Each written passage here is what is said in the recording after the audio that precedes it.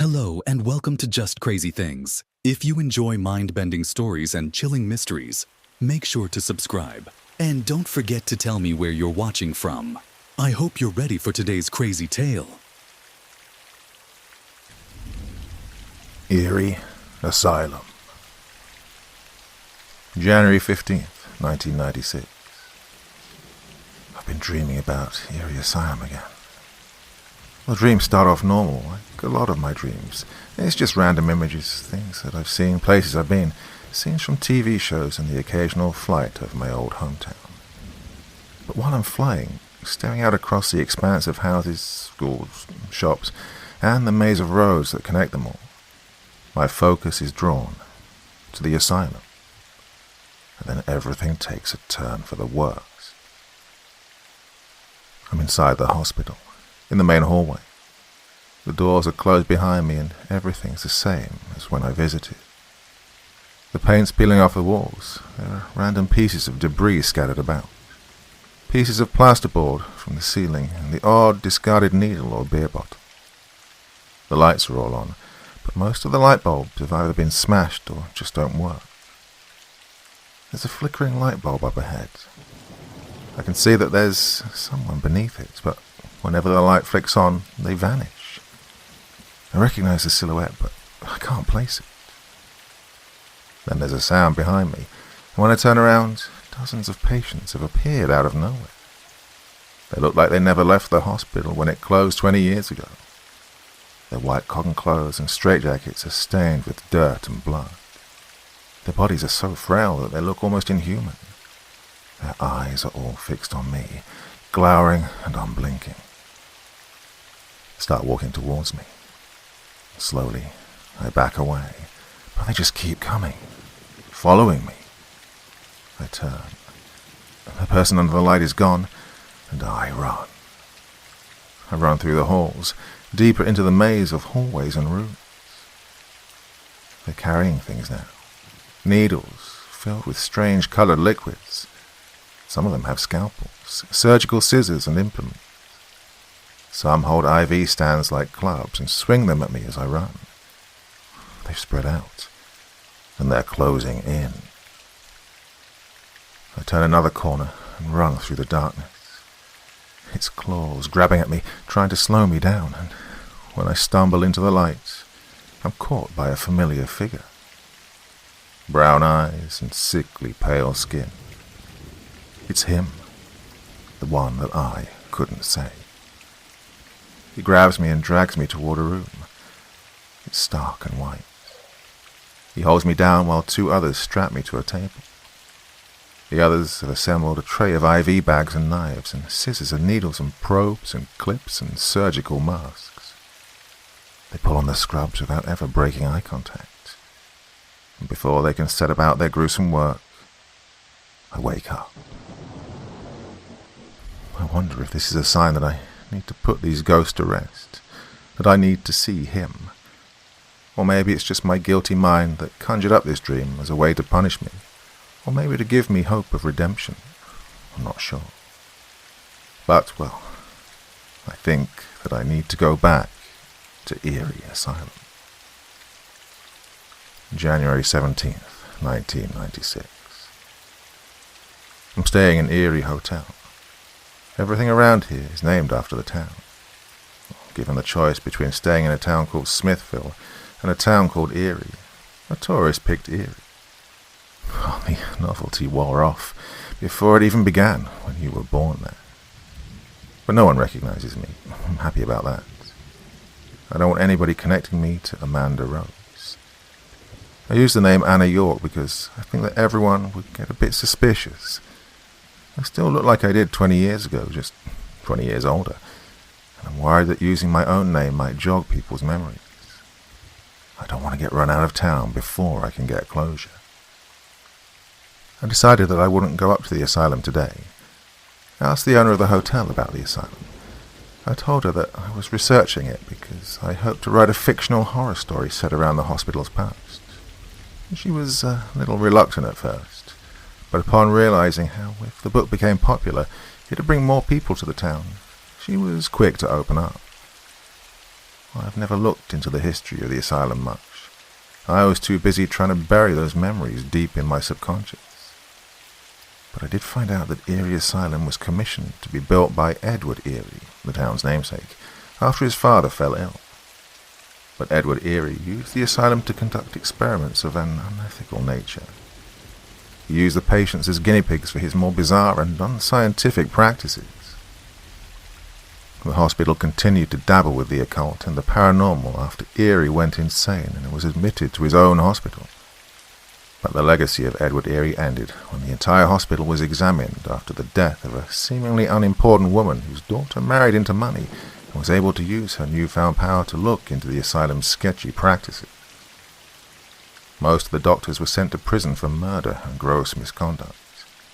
And Amanda Rose, the chief of medicine, committed suicide rather than face the court. Well, the hotel owner, who I found out was called Maggie, said that the family of that bitch Rose stayed in town for nearly 13 years, but left after Amanda Rose's only child, the one named after Frankenstein's maker, I can only roll my eyes, was involved in the death of the mayor's son. I left at that point. I thanked her for her help and went down the street to the town's oldest cafe. I ordered a coffee from a miserable-looking teen behind the counter who looked startlingly like Sarah McCallan, a girl that I used to go to school with. I sat in the booth for hours, and eventually my suspicions were confirmed when a very tired-looking Sarah took over from her son. I decided to leave at that point. Sarah and I had been close friends up until I left. If anyone would recognize me, it was her. I bought a map of the forest trails from the newsagents and traced out the way up to the asylum. The trail wasn't marked, but I still remembered where it split off from the main trail and wound its way up to the main gates. I'm going to go tomorrow. I'll walk the trail to the hospital and hopefully I'll find Daniel and leave. I'll finally have some kind of peace. January 18th, 1996. This was a mistake. I should never have come. I never believed in ghosts. I thought that whatever the doctors were doing here, they were just doing it because it was fun, and that they'd been pressured into it by the other staff. I was wrong. That dream wasn't an invitation. It was bait. I woke up early this morning, and I hiked up the trail. I found my way easily. I always used to like peeking through the gates. The eerie Gothic architecture was foreboding. It filled me with a terrifying fascination of the building, but I'd never entered before. Not before that day. When I entered, everything was like my dream, except there were no patients waiting to dissect me, and no figure under the light. I was relieved. For a while. I wandered through the asylum. It still looked abandoned, and no one had any parties here. Everyone was too scared. I found that some brave souls had ventured up here to spray the walls with brightly coloured paints, but the deeper I went, the fewer tags there were. I eventually found something very disturbing, at least to me. A half-finished tag and a bottle of red spray paint on the ground. Even more worrying, there were deep maroon splatters on the floor. It wasn't the paint. It was blood. I decided then and there that this was a mistake and I needed to leave right now. But the asylum had other ideas. When I got to the doors, for the first time in years, they were sealed shut. And when I turned around, I saw something that filled me with dread. The figure under the light, flickering in and out of sight with the light. And when I turned around, I knew what I was going to see. They were standing there, standing in a line in front of the doors. And in front of them, right behind me, was Daniel. His once warm brown eyes were dead and dull. There was no shine of life in them, just hatred. The expression seemed to be burnt into his face. You should never have come back. I did the only thing that I could. I turned and I ran. I ran until I couldn't run any more. But whatever corner I turned, he was there. I locked myself into one of the observation rooms. I can feel him behind the glass, staring at me. Oh my God, he's at the door. He opened the door a few minutes ago. He's just standing there, staring at me. I can barely see for the tears. I wanted closure. I died for closure. And so I got it. I wiped the tears from my eyes and whispered that I was sorry. Daniel just looked at me, and a smile spread across his face. It was unsettling, not because of how insane it looked, but because of how much it looked like Daniel, the real Daniel, and not this apparition. I know, and you're going to make it up to me. I don't think that Daniel ever died in this hospital. I think that whatever the doctors and my mother brought here, well, it kept him alive and it turned him into something else. And I think he wants to turn me into one too. But please, if you find this, don't come looking for me. Please, run. Just run.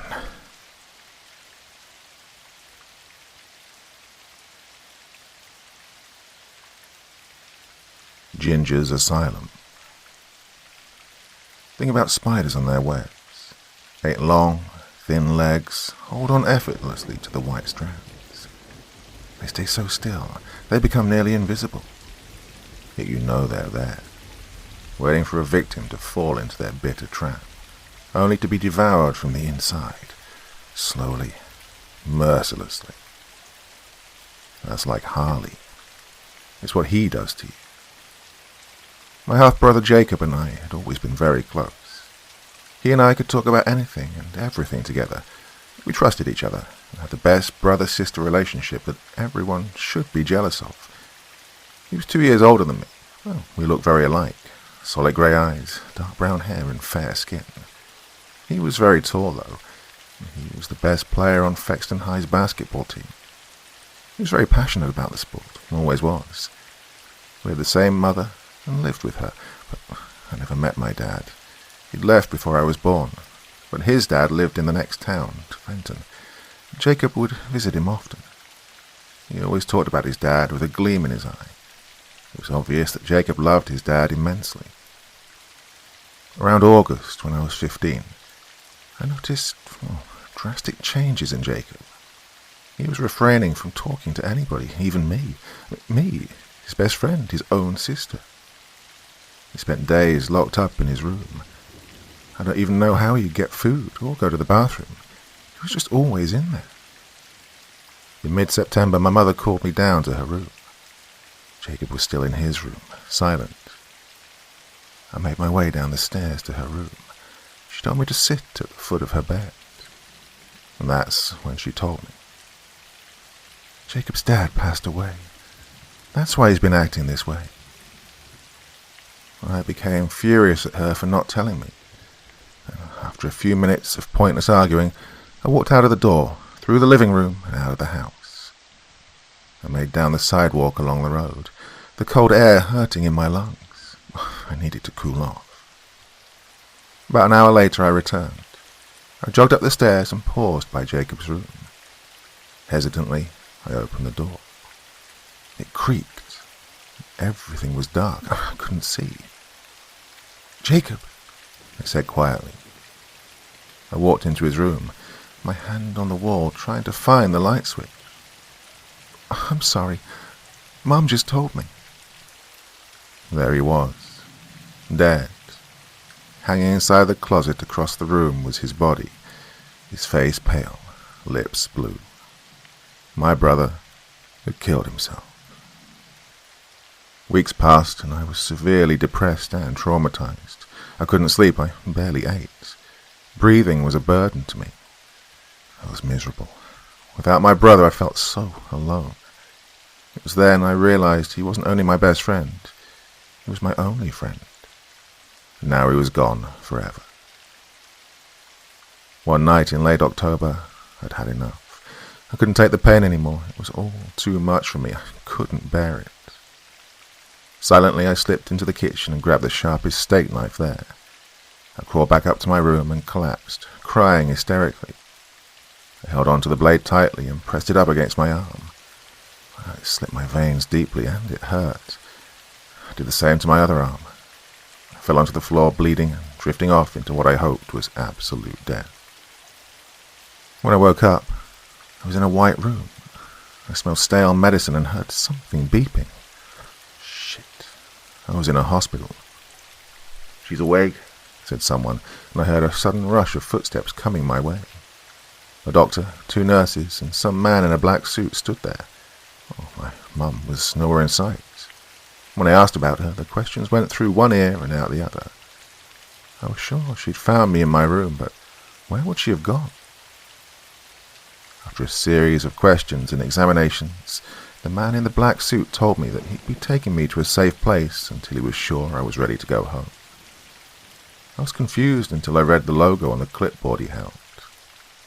Ginger's Asylum. No, I didn't want to go. Hell, I just wanted to die, get all of this bullshit over with. But I didn't put up a fight. I didn't want to make things worse. Needless to say, I was brought to the asylum, put in a room with only a mattress and pillow on the floor. Paintings hung on the walls, made by other patients. The first few days and nights there, I put myself in the fetal position, moving only to take my meds and force myself to eat. It was horrible. It made me want to die even more. "How long will I be here?" I asked one of the nurses who'd come in to check on me. She jumped, startled by the fact I'd said anything at all. She looked at me confusingly, as if she were just realizing I was in the room with her. Then her face cleared. "About a week or 2, she said plainly. Obviously, she'd answered the question numerous times. My jaw dropped. 2 weeks? She nodded and left the room. I put myself in the fetal position once more and allowed myself to cry. That night, unable to sleep, I stood from the bed. The bandages were tight around my arms. I opened the door silently, and it luckily didn't creak. The hallway was dimly lit and empty. I walked out cautiously and made my way down the hall, headed wherever my legs would take me. There was an eerie feel to the quiet asylum, especially since the dark skies didn't illuminate through the windows. However, knowing I'd watched one too many horror movies about these places, I brushed off the feeling and kept on walking down the hall. I soon came to a flight of stairs. Not thinking, I made my way down. It soon became pitch black, but I kept on walking. The stairs seemed to go on for miles and miles. Then I realized that not even the elevators go down this way. I knew I shouldn't have gone, but I was too distracted by the rage and sadness I felt. Suddenly, small sounds and creaks made it clear just how ancient this part of the building was. I guess the workers here hadn't put any signs up to prevent anyone from going here, because any sensible person would have turned around long ago. When I realized I'd begun walking on flat ground, I noticed the air smelled like old wood. I sneezed as the dust gathered up into my nostrils. I didn't care about the cool air crawling up my spine. I didn't care about the odd feeling I had down here. Well, normally I'd be terrified of such darkness, but my mind was too clouded with self-hatred and misery to feel fear. I walked on into the blackness, not seeing anything for what felt like hours. And then I stopped in my tracks. In the distance, there was a dim light. I continued toward it, goosebumps on my arms from the dripping cold. When I made it there, I realized there was a light bulb illuminating an old-looking rusted door. A handwritten sign in smeared ink read, "Caution, do not enter." I snickered a little. I think it hurt me now. I was sure I'd reached the limit in mental and emotional pain. Physical pain seemed so small now, so weak. I stared at the door when I realized I was attracted to it. It's hard to explain. It was almost as if someone was calling me towards it. I absent-mindedly reached out for the door handle. When I felt uncontrollably sick, I looked in the other direction and threw up everywhere. I wiped my mouth with my arm and turned back to the open door. Well, this time I managed to get the handle without barfing, but as my fingers rested on it, I couldn't help but feel extremely sick. I brushed it off with some nausea from the medicine. I turned the handle and pushed the door open. I emptied my stomach again, looking up into the room. I saw there was a single old light bulb. The empty space was a dark orange, making the corners dark, and I'll admit, I began to get pretty scared here. But what happened next is unexplainable, at least to me.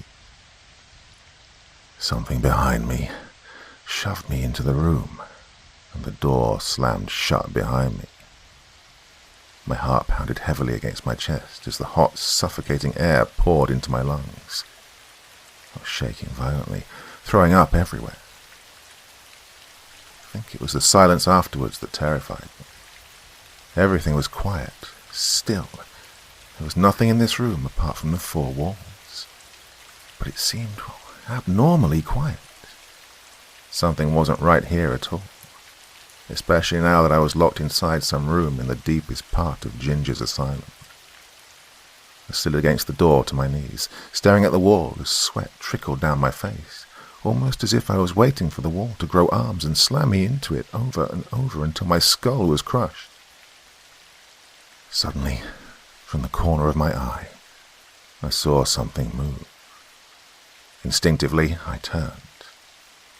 Nothing. My eyes were playing tricks on me, but then it happened again. And again. And yet again. Then a shadow appeared before me. It was in the shape of a short person, perhaps a child. But what I heard next wasn't a child's voice. No, not even a human voice.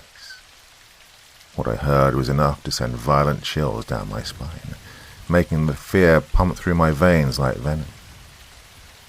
"Hello there, Jessica," it said with an emphasis on the S's in my name. His voice sounded like 10 put together. How do you know my name? What the fuck are you? Get me out of here!" I whined desperately, my voice trembling. But this was only responded to by horrid laughter.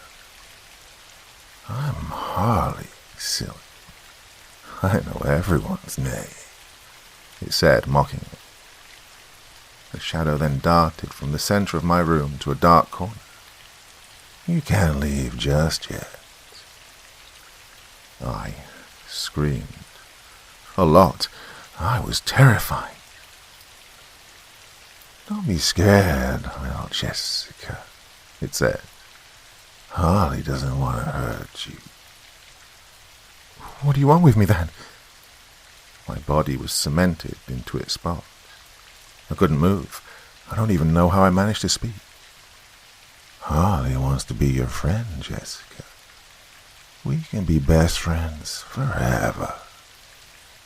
It began to scream louder and louder. It got out of its corner and made its way to me. "Don't be afraid, little Jessica. Harley just needs a friend." It moved closer and closer. I was paralyzed. "Forever." His voice echoed through my ears. "Forever." Suddenly, an unseen force made my mouth open, and I saw the creature sliding into me. When it had gone completely, I began to cry, and I heard it speaking to me. "Harley wants to keep you safe," it said. "You belong to me now." I couldn't stop screaming or crying. I stood, yanked on the door handle, and broke it. The door slid open. I darted out into the darkness. "Stop that," it said. The creepy childlike tone faded away. Now it was a bitter, demonic tone. "Go back now." Tears rolled down my face as I ran into the blackness anyway, knowing there was a being inside of me, in my soul. "Stop running," it screamed in my head. A sharp pain shot through my neck all the way down to my knees, making me collapse. I tried to get back up, but every time I moved a muscle, it felt as if part of my body were being dipped in acid. Harley just laughed at my painful screams. Bones began to snap. He was breaking me from the inside.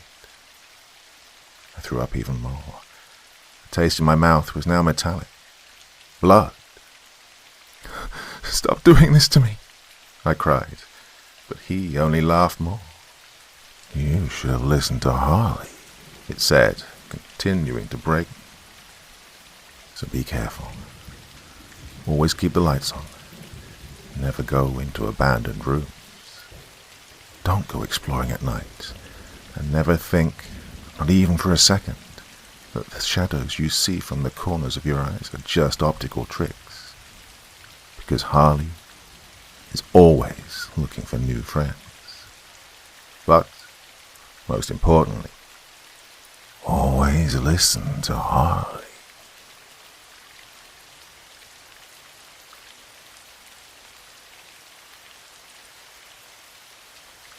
I explored an abandoned asylum. All humans are driven by their curiosity. There's always a desire in our minds to explore the unknown, the mysterious, and get an adrenaline rush out of it. As for me, I get my adrenaline from urban exploration, which involves exploring structures that have been abandoned and left to rot, at the mercy of Mother Nature. Well, urban exploration is pretty popular nowadays, thanks to the internet. If you're an urban explorer with a YouTube account, there's a good chance that your videos will become viral. Exploration of abandoned places always has its dangers. These dangers include collapsed floors and ceilings, police, gang fights, toxic mold, and carcinogenic fibers from old insulation. There are, of course, reports of paranormal activity in some of these places, which makes sense as some of these places have a very dark and disturbing past. I myself had a run-in with the paranormal a few months back. At my university, I'm currently enrolled in a cinematography class to pursue my degree in film production. For Halloween, my instructor, Mr. Anderson, had assigned a Halloween-themed project. Our project was to simply create a scary short film. As a result of my hyperactive imagination, I came up with the idea of filming something that was terrifying in real life. I wanted to go ghost hunting at a haunted location, catch something scary on camera, and blow the other films from my fellow students out of the water. All the places I had explored up to that point had zero paranormal activity, but I figured my latest destination could change that. At the edge of town, on a giant hill, stands a complex of buildings that was once a lunatic asylum. There's no modern feel to its appearance. When you gaze upon the massive stone towers, you feel like you're right in the middle of a horror game. I'll present a little bit of history, but I'll try not to bore you with too many details. The asylum was constructed in the late 1800s under the Kirkbride plan created by Thomas Kirkbride. Now, Kirkbride believed that the insane should be offered large rooms, fresh air and sunshine to cure them of their illness. The asylum was meant to be a safe, comfortable place for the mentally ill, but it eventually became hell on earth for its patients. According to federal investigators, there were reports of patients breaking out of their rooms and going on murderous rampages, killing any staff members in their way. Suicide was common there, as some people hung themselves from the ceiling with bedsheets, while others dipped their heads in pots of boiling water stolen from the kitchen. The torture of innocent patients became the norm, as some were restrained for so long that their skin grew over their restraints. Some patients were forced to sit in baths of boiling hot or freezing cold water for hours on end. Well, some patients underwent lobotomies. In a lobotomy procedure, an ice pick would be shoved through the patient's eye socket and the frontal lobe would be disconnected from the rest of the brain. Some patients would become crippled, while others would be reduced to non-responsive vegetables. The place was eventually closed in the 1980s due to abuse and neglect. Now, with the amount of security swarming the place, it's almost impossible to break in, but the few teenagers who've succeeded in doing so have told of all kinds of crazy stories, like slamming doors, floating heads, glowing eyes, moving wheelchairs, and disembodied screams. One of the hallways in the building has been nicknamed the Shadow Hallway, because shadowy apparitions supposedly roam this place. Now, as much as I wanted to explore the place, I didn't want to be an idiot and face charges for trespassing. Luckily, my best friend Dennis is the sheriff's son, so I asked him to pull a few strings for me, and it worked. The razor wire gate at the entrance was unlocked for both of us, and I had the sheriff's note of permission in my pocket, in case we were confronted by a security guard that didn't get the memo. Dennis came with me because we'd partnered up for the project. Being a history buff like me, the chance of exploring an abandoned institution over 100 years old was too good of an opportunity to pass up. He researched the history just like I did and printed a copy of the old campus map off the internet, so we would know which building was which. We decided to explore the main hospital building first, since it was massive compared to the other buildings. Once we were inside, we were absolutely blown away by the condition of the interior. The inside was in near perfect condition, as if it had been closed just yesterday. Thanks to the efforts of the police, nobody had a chance to vandalize or spray graffiti on the walls. The ceiling hadn't collapsed, which was a blessing because I didn't want wet pieces of rust to fall on my neck. The only damage we could find was just some peeling wallpaper. Everything inside was left behind when the hospital closed. Wheelchairs, beds, syringes, gurneys, medical equipment, and papers were scattered in almost every room. After half an hour, we found the electroshock therapy room, where many patients had met a painful demise, as they were given often high levels of electric current that their bodies could not handle. Dennis pointed to the wall. "Dude, look!" I looked at the wall. Attached to it were 2 thick electric cords. Dennis glanced at me and grinned. "All the money in the world wouldn't convince me to plug my arms into those." "No kidding," I replied. We left the therapy room and started walking down yet another dark hallway. The building was literally like a giant maze. We both saw it at the same time. A giant dark shadow rose out of the floor. Its green, glowing eyes flashed like headlights as it stared at us. My hands were shaking with excitement as I pointed my camcorder straight at the thing. It eventually turned its head away from us and sank back into the floor. "Did you get that on camera? Please tell me you got that on camera," Dennis exclaimed. I smiled. "Sure did." Dennis high-fived me. "Oh, we're going to ace this project now. Our film will be the best in the class." Right at that moment, my camcorder shut off.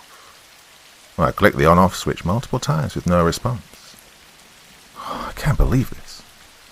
"What?" "The battery died. This doesn't make any sense. I just charged it right before we left." Dennis shrugged. "Could be ghosts. Plenty of paranormal investigators have reported the same thing happening to their electronics. Plus, we got that ghost on camera, so we're still going to beat the other projects by a landslide." "Yeah, that's a possibility, and we still have the whole complex to explore for the night. A dead battery can't stop us." We eventually found ourselves in Ward D, where the most violent female patients had been kept. On each side of the hallway, the patient rooms had thick wooden doors with giant brass locks on them. And that's when it happened. Without warning, every single door simultaneously slammed shut with a series of loud bangs. And we froze. It appeared. There wasn't a flash of light, no misty fog, no stuff like you'd see in cheesy horror movies. She just appeared out of nowhere. She was wearing a simple, white hospital gown. Her skin was as white as a skeleton. Her eyes had no pupils, no irises, and no veins. They were just empty, white circles. A few wisps of blonde hair stuck out of her head at random angles, like strands of hay on a broom. She spoke. "You? Why are you two here? You're here to watch me suffer, aren't you?" Well, despite her terrifying appearance, her voice was smooth and sweet, dripping with honey as she spoke. We stood still, frozen with shock. She continued. "Doctors, both of you told me that you wanted to cure me, so I could return to society, but you were lying. I knew you were lying. Every time you locked me in an empty room, and every time you shocked me and burned my flesh, I saw that wicked look of glee in both of your eyes. You didn't want to cure me. I was just an experiment to you, a guinea pig for you to toy around with. And eventually you two got bored with me, so you wanted to have one last experiment. While I was fully conscious, you strapped me to an operating table. You wanted to slice my brain to pieces and watch me scream in the process. You wanted to kill me in the most painful way possible and enjoy my attempts to break free from the straps. And you succeeded. My eyes wandered to her hands, and I saw the object she was clutching in her right hand. It was an ice pick. She noticed me looking at the pick and smiled. And as she smiled, her face stretched itself apart like bubble gum. She spoke one more time. You see, doctors, all I want is a little revenge. Is that too much to ask? Her mouth then opened into a large gaping hole as she unleashed the loudest, most blood-curdling scream I've ever heard in my life, and I hope to never hear it again. It wasn't just your ordinary scream. Her scream entered my head and it occupied all of my thoughts. It stirred up all of my fears and amplified them to the point it was causing waves of pain to travel throughout my body. I don't know how else to describe it. It was like she was an embodiment of fear itself. "Run!" Dennis yelled as loud as he could. She rushed at us with lightning speed, and we ran down the staircases like the building was on fire. When we reached the ground floor, we took a leap of faith and jumped out of a window frame with no glass present. Once we were outside, she didn't follow us. "Is she gone?" Dennis's face was white with fear. I took some deep breaths. "It looks like it." Dennis pointed a trembling finger at the hospital. "I'll tell you one thing, man. I'm never going in there again. Whatever those doctors did, it made her evil." At this point, we were soaked with sweat as we walked home, looking behind us every few seconds. And yes, we had nightmares. Who wouldn't after experiencing what we had? I'm not going to end this story by warning you not to explore abandoned asylums, as most people are just going to ignore me and continue to do so anyway. I'm simply warning you to be cautious. Sometimes pursuing our hobbies can have unexpected results. Oh, by the way, if it was any compensation, we did end up getting an A+ on our film project.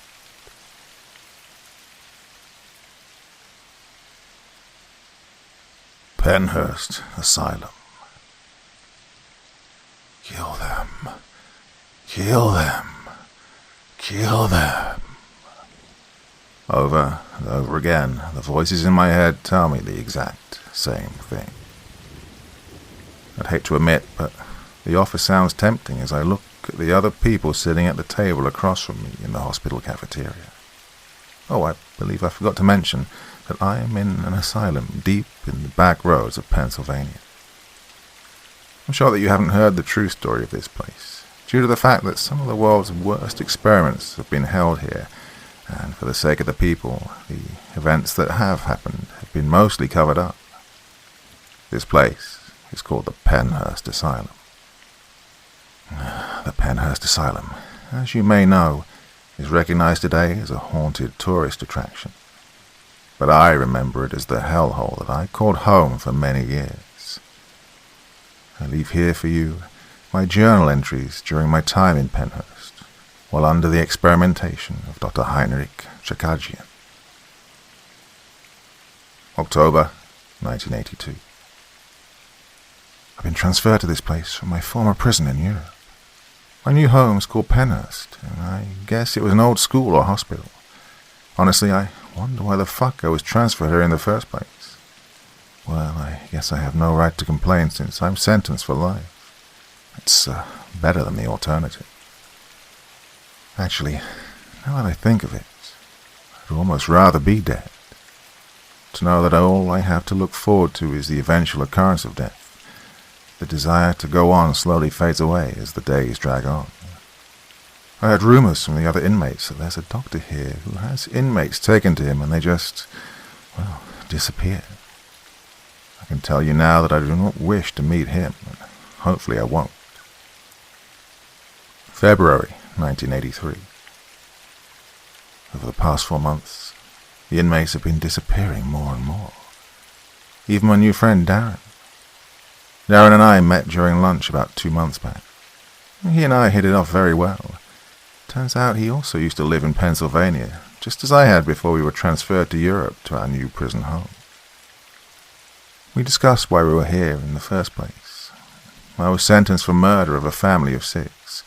He was sentenced for manslaughter of, I believe, 2 people. Funny enough, we didn't let our past actions corrupt our friendship. We actually looked at it as a form of common interest. But Darren was taken away a few days ago. I'm not entirely sure why. I need to find out what happened to him, and I hope I'm not next. April 1983. The guards in my section seem to be taking different inmates away. I can tell my time is coming. I don't know what to do. Escape? Well, I'm not sure how the hell I'm going to get out of this place. It's too heavily guarded. I hear them coming to my cell. I don't want to die. March 1984. He took me away. He took me away and did things to me. Unexplainable things. The flash of lights, the blur of red mist. My entire back is burning. He cut it open and performed some kind of surgery on it. I can feel the stitches in my back, sealing up where he cut into my flesh. But, wait, I feel something in my back. In the center of my back, on both sides of my spine. I feel some sort of lump on each side. May 1984. The lumps in my back seem to be growing larger. It feels as if they're about to burst. I can't take the pain anymore. I must find out what the fuck Dr. Heinrich did to me. I'm cutting open my back and taking out whatever it is he put in there. May 1984. Later that night. I cut my back open with a piece of the mirror that was in my cell. I can't take the lumps out, and they seem to be growing. What the fuck has he done to me? I hear screaming coming from the upper floors. More prisoners being taken away? Why am I lasting so long? What's so special about me? Why can't he just kill me already? I have so longed for death, and this sure as hell isn't helping. I may as well slit my own throat with this mirror shard. You know what? I may just... Wait. I hear the guards coming. Oh God, no. Not again. I don't want to see the doctor again. He's going to do those horrible experiments on me again. August 1985. I'm surprised I'm still alive. I guess I've been unconscious for over a year now. I'm horribly thin and, well, almost dead. I wish I was. The lumps on my back have grown into large, horn-like bones. The bones ripped through my flesh, and now my back is completely covered in blood. I should be dead. I should be dead. I should be fucking dead by now. But no, he won't let me die. That freaking insane doctor. If only I could get my hands on him, I'll tear his throat out. November 1985. I hate how the other inmates look at me in the cafeteria. They see what Heinrich has done to me, and they stare in fear at the monstrosity that he's created. Actually, I'm surprised they even feed us at all in this damn place. Although the portions of food are usually a small plate of steamed chopped potatoes or something simple like that. The fearful eyes of the other inmates focus on my torn and bloody back. I can feel their stares burning into my mind. Kill them. Kill them. Kill them. I hear those voices through my head, and the thought of killing every single one of these motherfuckers sounds absolutely satisfying. January 1986. I heard the inmates were planning an escape from this hellhole. Sounds like fun. I hope to take this opportunity to kill Dr. Heinrich myself, and maybe a few of the other inmates that glare at me whenever I'm eating. I've decided that I'm going to eat them. Those horrible fucking people I have to deal with, on top of the agonizing pain from the experiments that Dr. Heinrich has done to me. I can't take it anymore. The time to act is now. I will be free from this damn facility. I'll start with the assholes in the cafeteria. Kill them off as quickly and as brutally as possible. Then I'll make my escape. I'm ready. January 1986. Later that day. I've decided to keep this journal with me so I can remember all the shit I went through in my time at Penhurst Asylum. Truly, it was a living hell. My favorite part, though, was the very end of my stay. I helped myself to the flesh of the other inmates. Oh, I was so hungry. Not anymore, though. Tearing my way through the asylum, I found the body of my old friend Darren. So, I did all I could think of. I took the body with me. And supposedly the building burst into flames on the second floor of the administrative building. Good. That place deserves to burn down. I've retreated away from Penhurst Asylum. I can't stand the look of that place. I keep Darren with me in my new home. It's a couple of miles away from Penhurst. A small rusty old shack, but it's a better home than any other place I've ever known. Well, the rotting stench of Darren's corpse is getting unbearable, though. I guess I'll have to eat him. I wouldn't dare bury him. I don't want him to waste away in the ground. So why not become a part of me?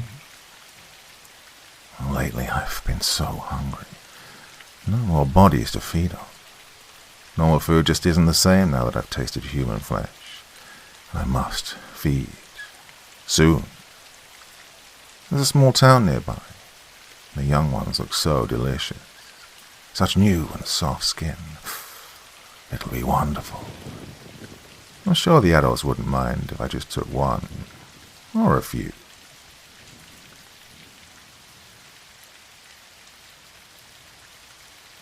My friends and I used to do a lot of geocaching after our senior year in high school.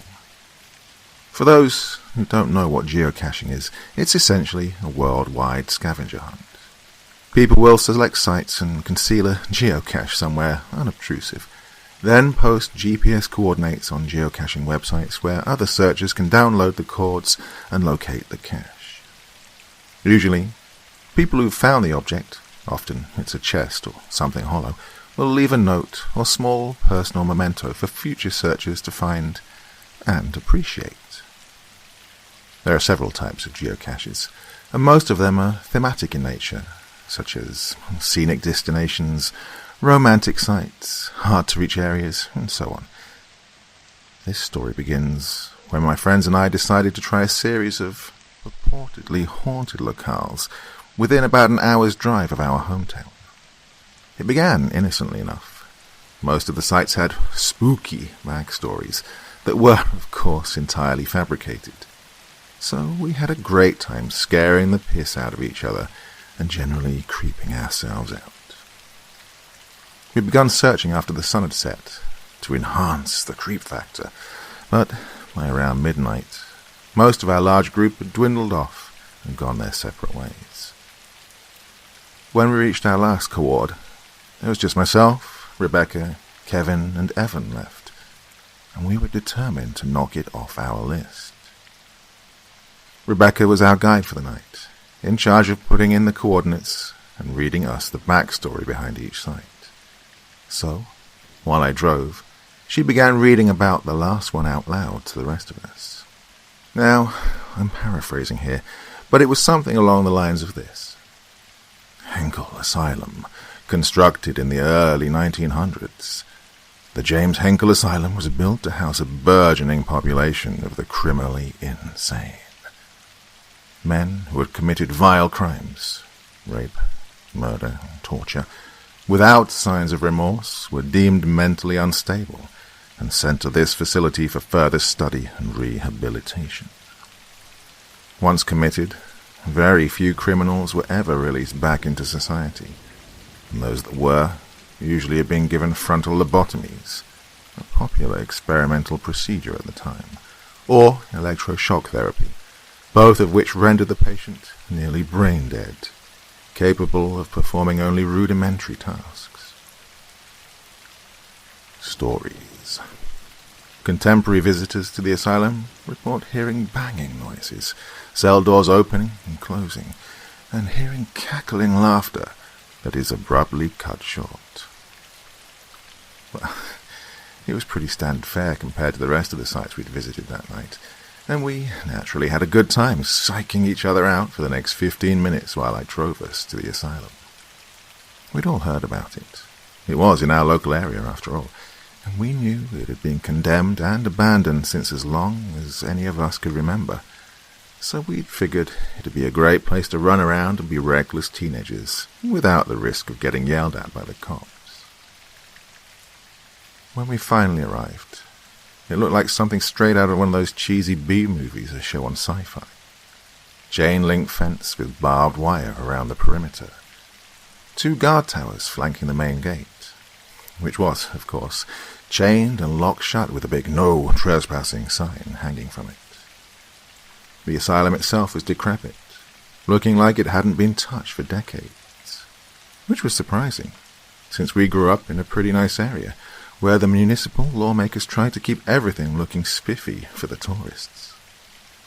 Needless to say, we promptly ignored the sign on the front gate and hauled ourselves over, cameras and GPS in hand, and walked towards the asylum. Now, given our attitude towards the previous sites, you've probably gathered that I'm somewhat of a skeptic. I believe that there are paranormal things that can't be explained yet, but I'm not exactly summoning demons in front of a bathroom mirror.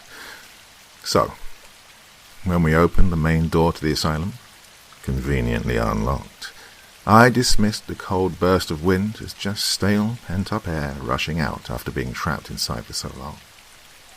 My friend's bravado, however, quickly disappeared, and they began shuffling their feet nervously at the entrance, hesitant to cross that invisible threshold. I took point, chivying them along with prodding taunts, and eventually everyone was inside. It wasn't as bad as I thought it would be. Things were relatively clean, and the entire building looked like it had been gutted. The paint was peeling, tiles popping up here and there, and the metal trim near the baseboards of the wall was in desperate need of some rust begone. But aside from that, the place was entirely empty. No crazy-ass chairs with leather straps, no gurneys lying haphazardly around, just an old reception desk and 2 hallways leading off to the different wings. We explored for a few minutes, freaking ourselves out whenever we heard an old pipe rattle or rat squeak, but otherwise it was relatively uneventful. Our fears safely suppressed by the presence of each other, we began to get more adventurous, opening doors and peeking inside. The rooms were all empty, of course. Whatever company had been contracted to clear the place out did a pretty decent job of removing any creepy decor. Bravado returning by the minute, Evan and Kevin dropped back without Rebecca or me noticing. They began running around, making noises to try and scare us. Okay, I'm not going to lie, it worked until I realized they were gone and probably the cause of all the racket. Then returned, laughing and breathless, to a decidedly paler Rebecca. She seemed to be a lot more put off by the whole place than the rest of us. Or at least, she didn't hide it as well. She quietly suggested we leave. Not to be outdone by the other guys of the group, I told her she was more than welcome to wait in the car if she wanted, but I was going to stick around for a few more minutes. Exasperated but defeated, she finally caved and followed us where the GPS was leading, the 2nd floor. This is where I started to feel genuinely scared. Before, I was just kind of creeped out, but there was something about that whole floor that literally gave me the shivers, despite it being a warm summer night. We started opening doors like before, but we were all a lot more sober about it. I guess I wasn't the only one who was feeling weird. Finally, about midway through the hall, we opened the door to a room, and there, lying in the middle of the floor, was an honest-to-God straitjacket. I'm not bullshitting you. Every other room was devoid of objects, but there it was. A fucking straitjacket in the middle of the floor of some random-ass room in a condemned mental asylum. We all kind of looked at each other, and with raised eyebrows, as if to say, guys, you seeing what I'm seeing? And of course, trying to be a macho man to show off for Rebecca, I piped up with the most ridiculous idea I could think of at the time. Dude, I'm gonna put it on. Oh, years of horror flicks and creepypasta should have trained me to not put on the creepy straitjacket. In the creepy hall, in the creepy asylum. But teenage dumbfuckery won over. And once the words were out, I just couldn't was out. Nobody said anything. They just kind of looked at me expectantly, waiting to see if I'd follow through with my boast. Determined not to be called a pussy for the rest of the night, I walked forward into the room and bent down to pick up the moth-ridden restraining device. As I got closer, though, I noticed it wasn't moth-ridden at all, but it was actually in pretty decent condition. That is, compared to the rest of the place, which, as I've mentioned, was in shambles. I mean, it had a few stains here and there, but it didn't really smell, and it seemed intact enough to put on. As soon as I picked it up, though, I got this overwhelming sense of dread. You know, that drop in the pit of your stomach right as you go over the lip of a roller coaster. Well, that feeling in the bottom of your gut that says, I'm gonna die. I just know it. Yep, well, I got that. Really strong, and totally ignored it. My desire not to die was outweighed, as it often is in teenagers, by my need to look cool for my friends. So, I slipped my hands in the sleeves, one at a time, until it hung loosely from my shoulders. Now, if you've ever seen a straitjacket, you know that you can't tie it up yourself. The whole point is to essentially cross your arms across your chest and tie the sleeves behind your back to prevent whoever's inside from moving their arms, presumably to stop them from hurting themselves or others. So, as I stood there in the middle of the room, I called out to Rebecca, "Hey, Becca, help me tie this thing off." She looked, if you'll excuse the pun, as pale as a ghost, but she managed to squeak out, I don't think this is a good idea." But again, after some prodding and encouraging, I convinced her to begin tying the sleeves behind my back. Evan and Kevin just stood in the doorway, expressions a mix of admiration and incredulity. At that point in time, I felt like a badass. Well, for about 3 seconds. As soon as Rebecca finished up the last lace, the door to the cell slammed shut, right in Kevin and Evan's faces. I never felt a breeze, and when I asked them later, both of them fervently denied closing it themselves. Skeptic that I am, I still chalk it up to us leaving the front door open and changing air pressures and all that, but it scared the piss out of us nonetheless. Then I felt a pressure on my chest, like someone was sitting on it, or as if someone was pulling the sleeves tighter behind me, and it began to get harder to breathe. I couldn't even summon enough air to whisper, much less call out for help. My vision narrowed to tiny specks. I swear I heard someone laughing shrilly as I neared unconsciousness. The pressure increased with a sudden tug, and my world went black. When I woke up, my vision was foggy, or at least I thought it was, until I realized it wasn't just foggy. It was dark, like staring through a lens that's been collecting soot. I blinked a few times, and the darkness wavered, but didn't dissipate. Now, I've passed out and blacked out before, but whenever I woke up, it was nothing like that. Either my vision gradually cleared up, or it was blurry, but never in my life have I been able to recreate the shadowy haze I saw in the asylum that night.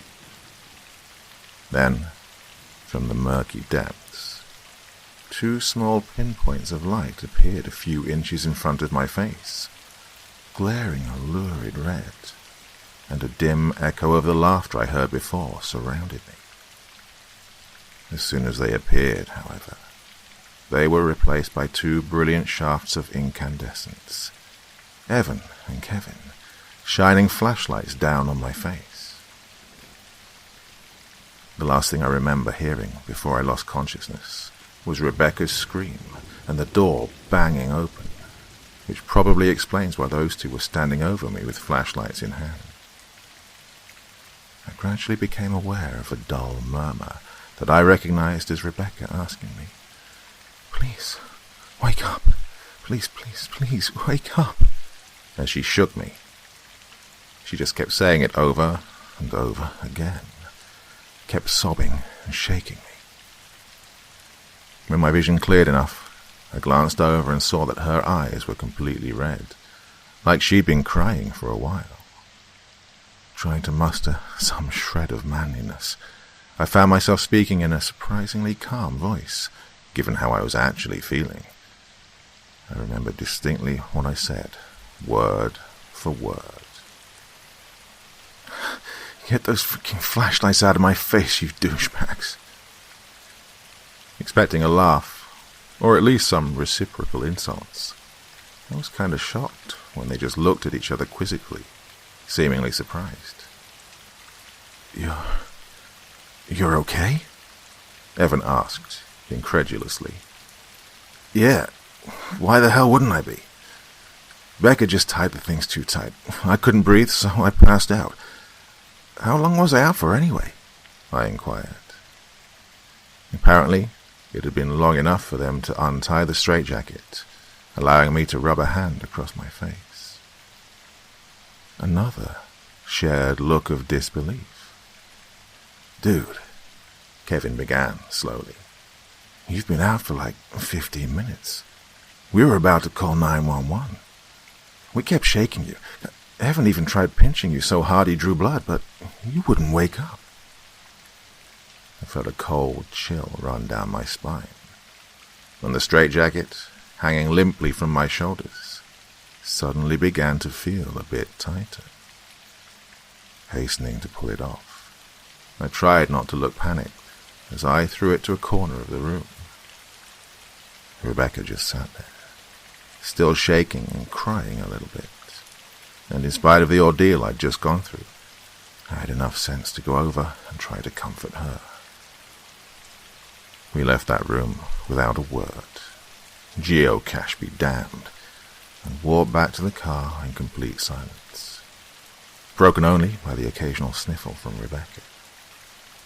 The sun started coming up, and as I dropped everyone off at their respective homes, we said quiet goodbyes. Rebecca was the last stop before I finally made the trip home myself. Being the gentleman that I am, I walked her to her door, but she paused at the entry and looked me in the eye.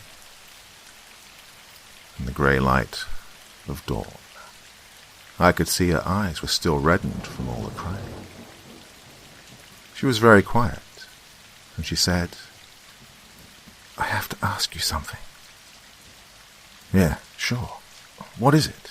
I said, half expecting another, "You sure you're all right?" like I'd been getting the whole ride home. And she surprised me by asking, "Do you know how long it took Evan and Kevin to get the door open?"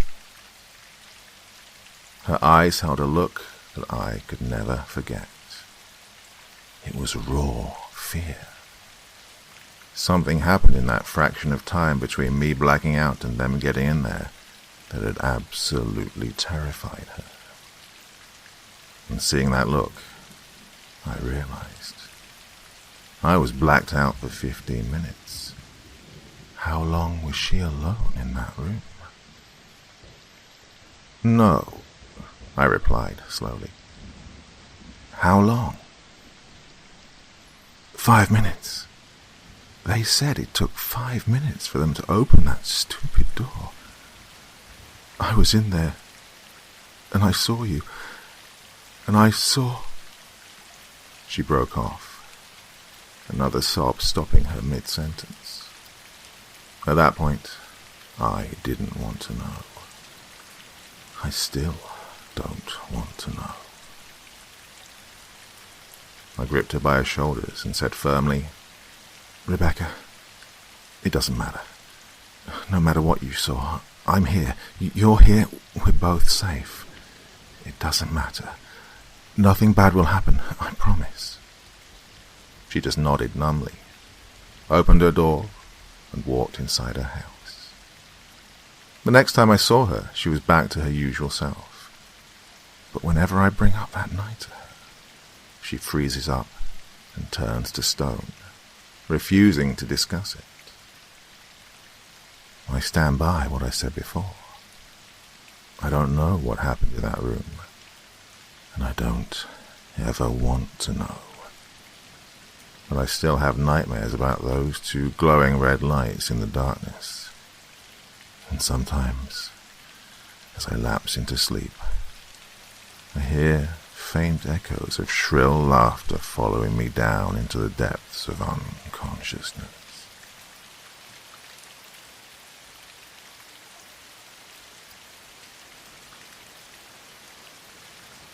Well, if you're reading this, my name is Derek.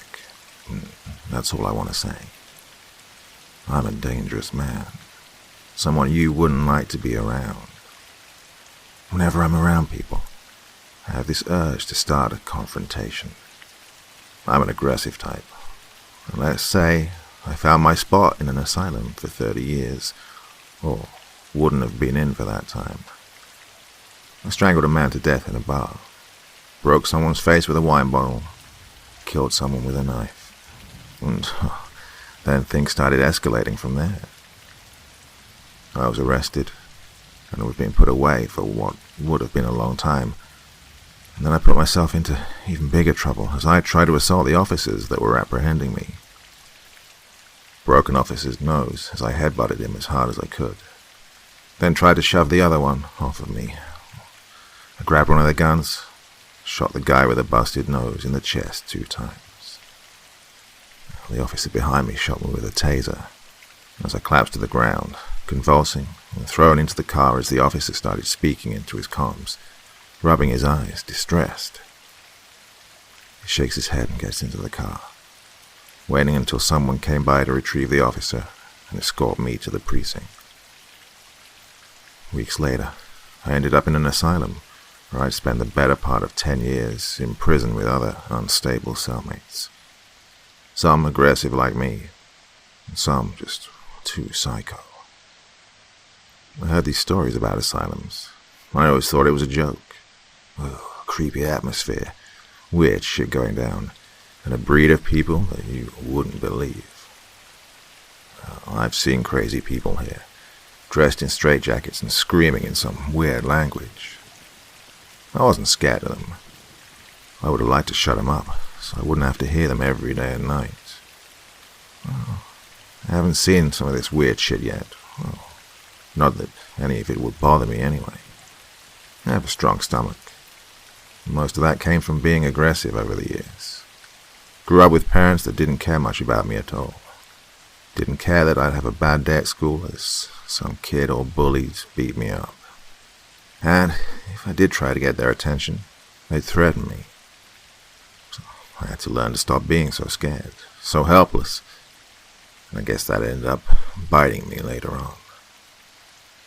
Now, in prison, the way I'd pass my time would be working out in my cell, or staring at the frickin' ceiling.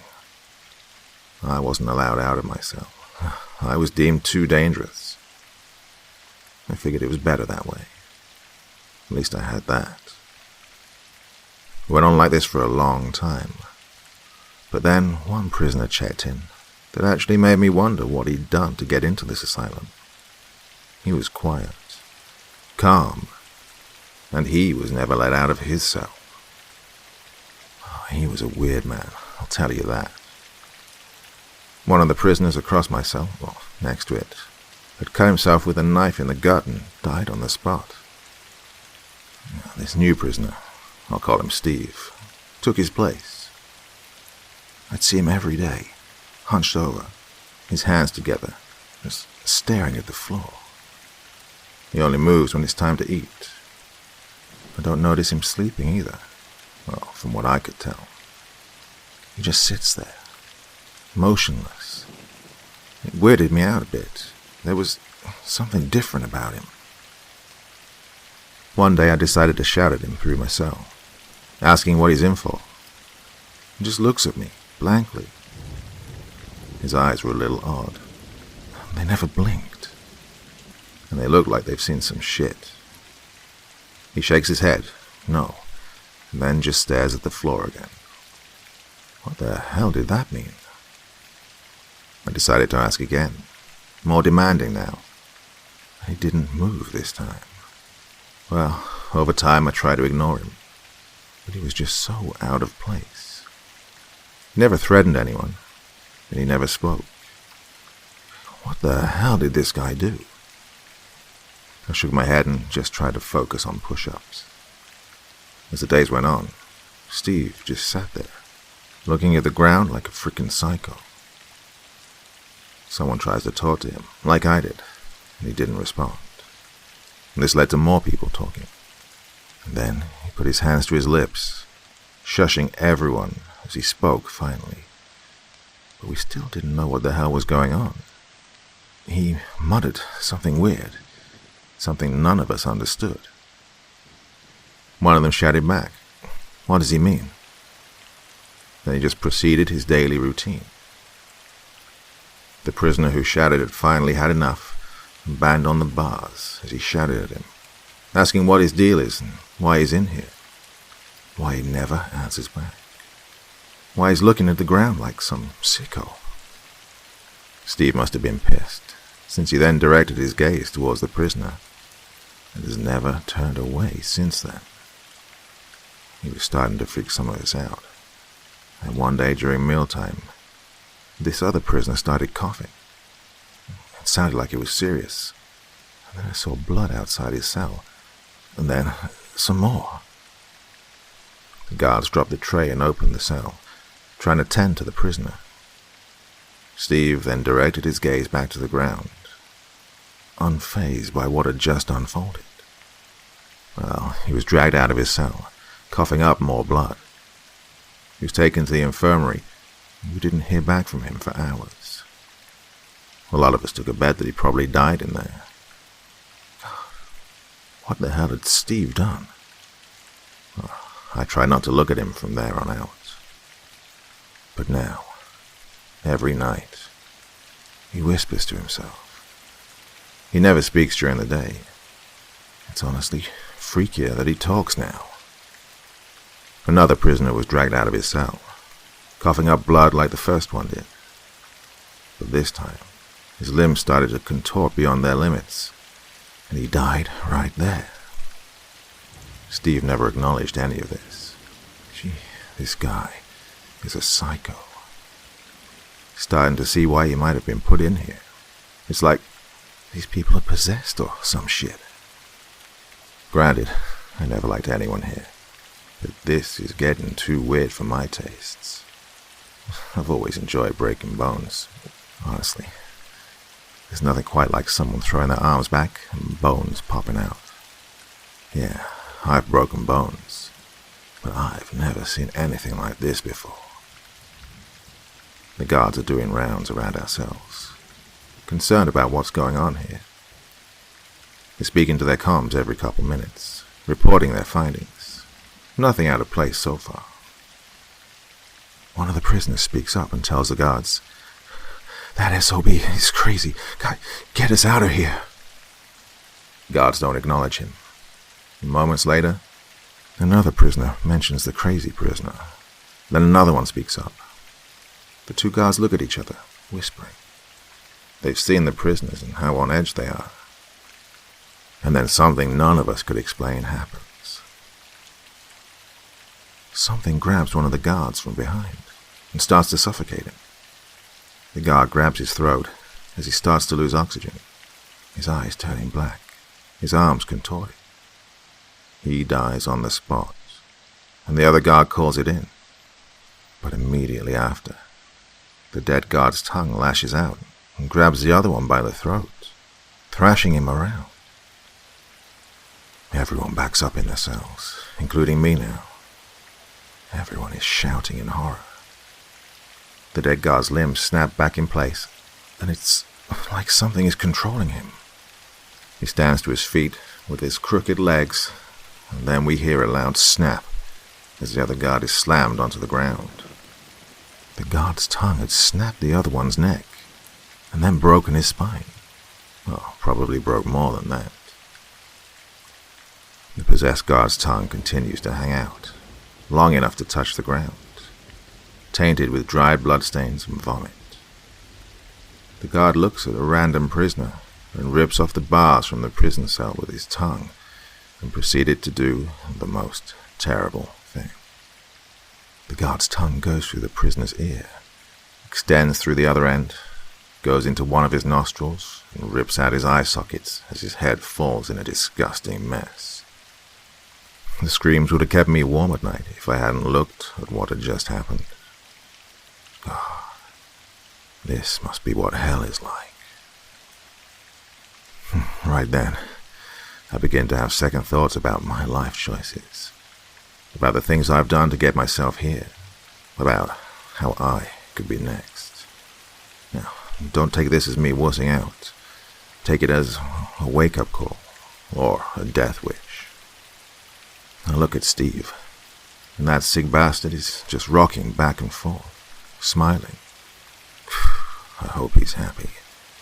Well, I hope that monster rips him apart. Then, the monster grows 2 more tendrils on his back, ripping open his chest and pulling out his heart. It's not beating anymore.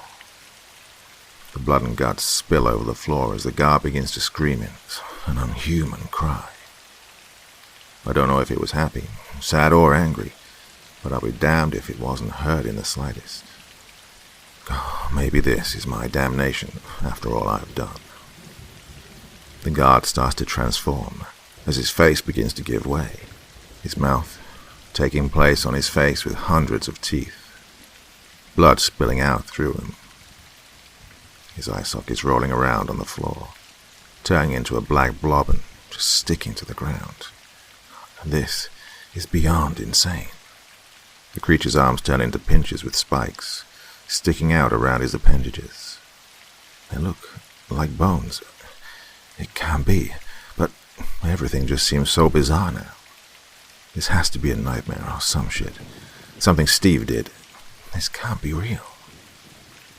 The creature's back tendrils shoot at Steve's cell, rip out the bars, and pull him towards it as they bond together in one body, growing 2 smaller arms at the sides of his rib cages, ripping out 2 of the previously mentioned bones to use as weapons.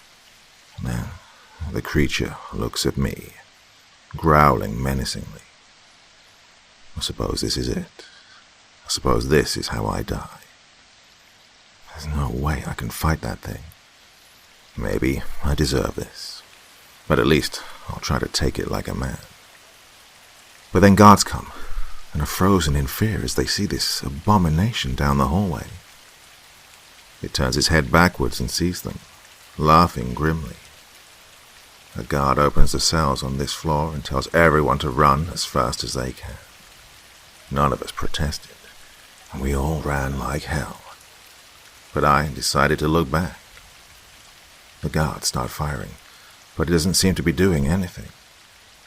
The monster's back tendrils grab the ribcage weapons and then propel towards the other guards.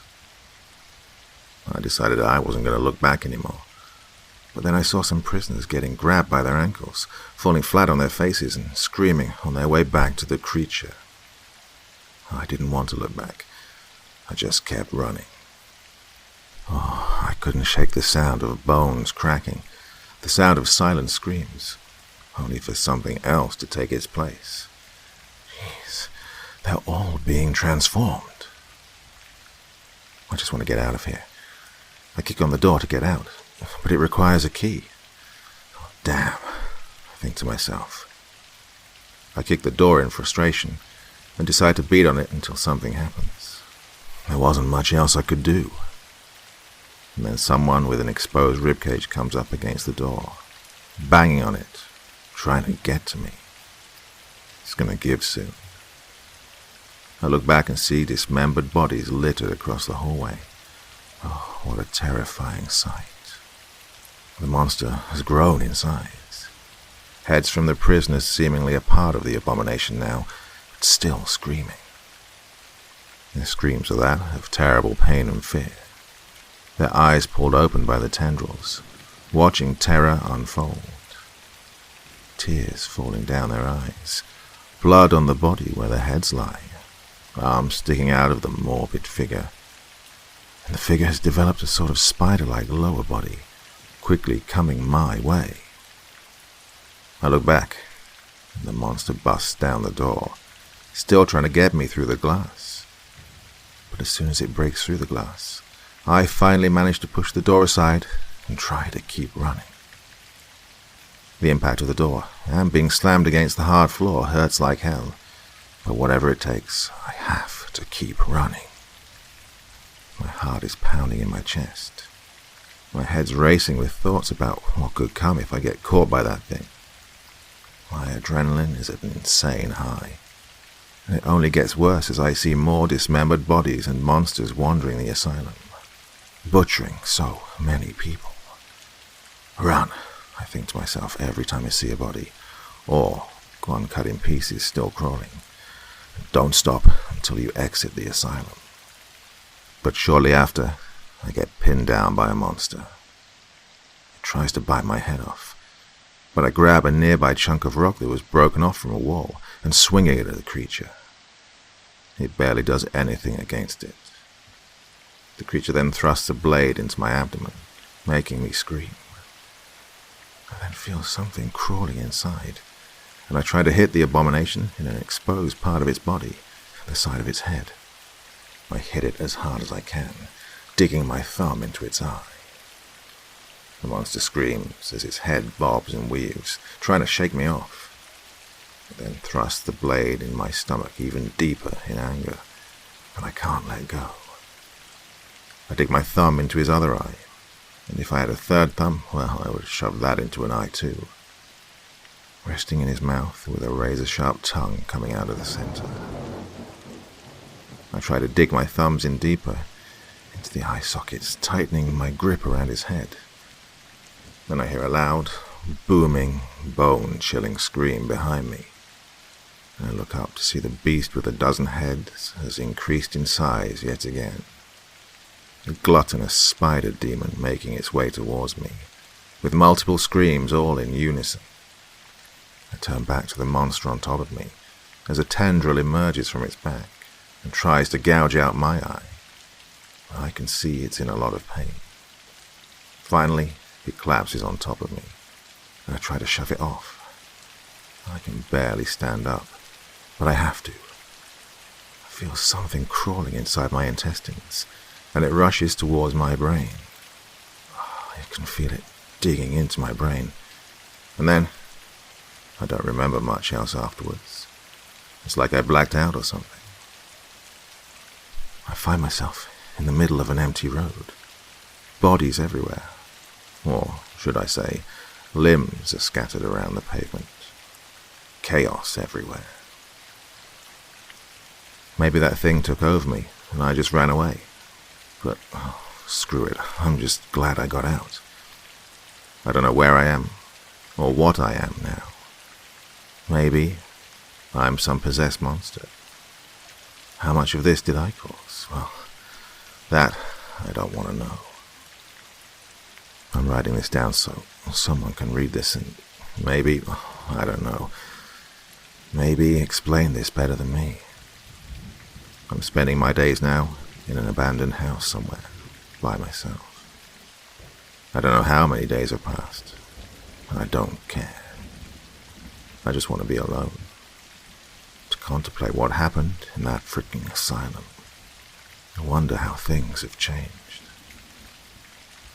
But one day, my isolation is disturbed as a little girl, maybe 17, comes into my house with a note I'd written down. She doesn't show fear when she meets me. She just hands me the note back. "We have to do something about these monsters," she remarks coldly. "But I can't do it alone."